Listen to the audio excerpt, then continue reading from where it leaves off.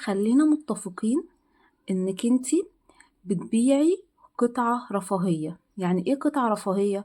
يعني قطعة مش أساسية. القطعة دي قطعة فنية من الدرجة الأولى، قطعة مميزة على الأقل بالنسبة لك.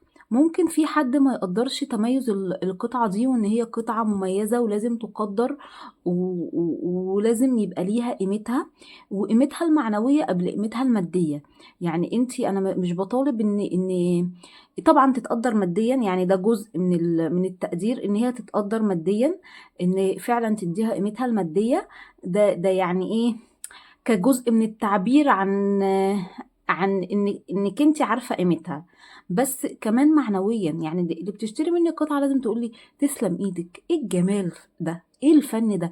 انا بحط في القطعة جزء من روحي وجزء من وقتي وجزء من مجهودي، فبالتالي لازم تتقدر. فانت لما تيجي تبيعي قطعة كروشيه، انت مش بتبيعي بس يعني قطعة، انت بتبيعي جزء من روحك.